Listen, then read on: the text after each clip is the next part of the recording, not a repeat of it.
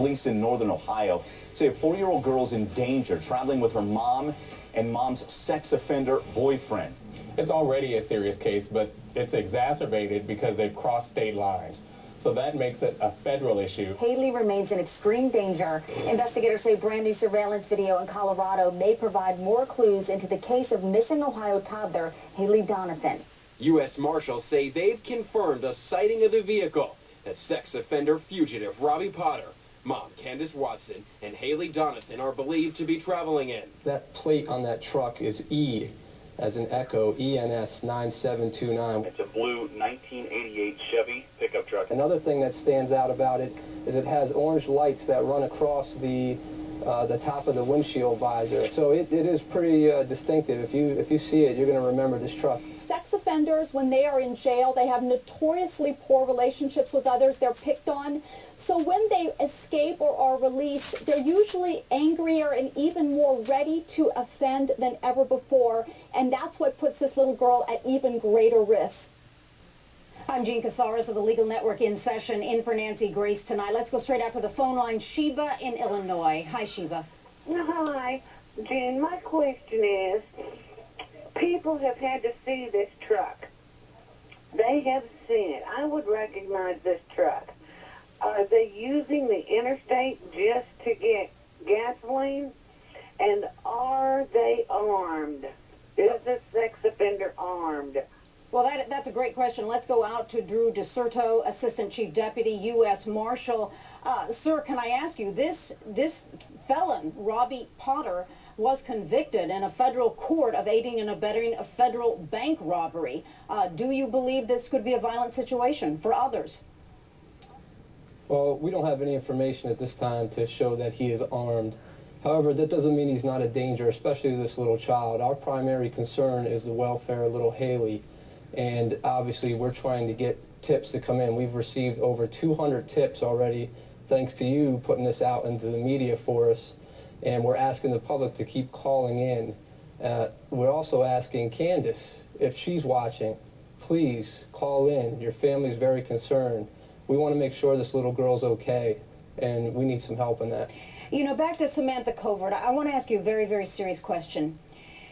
If there was a situation that violence or any type of impropriety with her child could be a possibility with this Tier 3 sexual offender, how would Candace handle that? I honestly, I don't think we know how anybody would handle a situation like that. When you get in a situation like that, you react. She's a very strong-willed person. I think that she would probably do what she could, but I can't really answer that question. Okay, let's go to another caller, Dee in Illinois. Good evening, Dee. Thanks for calling. Thank you. My heart goes out to this family as a crime victim myself. I know they go through different phases, and I understand her mom taking the position that she has, and my heart truly goes out to them. But my question is, it was reported on your show last night by a family member that she was not informed of this, of him being a sexual predator, until Sunday. However, since then, she's been out of that vehicle twice, once in Walmart, once in the convenience store. If she was there against her will, why did she not try to get help and seek help for her and her daughter when she was outside the vehicle? I think that's a very good question. Let's go to our psychologist, Dr. Jeff Gardier, author, Love Prescription, renowned psychologist. When someone is in a situation like that, if she found out after the fact that this was a sexual predator, why didn't she try to escape, psychologically speaking? Well, Jean, we don't know whether she is part of this whole scenario from her own will or whether there's some sort of coercion going on. But let's assume there is no coercion. Why wouldn't she try to escape, especially after finding out that this person that she's with is a sex offender? I think it's part of the clinical picture that in some ways he's convinced her that he's safe, that he is not going to harm her or the child, and she cannot as far as the cognitive dissonance,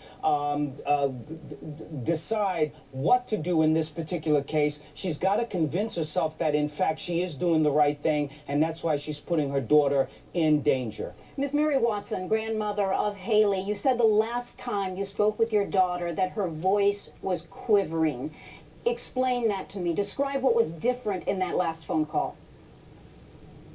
It just it sounded like she was just scared, and she was short, and she's never really been that short with me, but she was really short. So, and I'm just asking for her to please call home and let me know they're okay, and I love her. All right. To tonight's case alert, Vermont authorities confirm the cause of death for the brother of the world-famous actress Mia Farrow, who was found dead on Monday night in his art gallery. 66-year-old Patrick Farrow, a professional sculptor, took his own life with a single gunshot to his head. Our thoughts and our prayers there with his family tonight. Every night.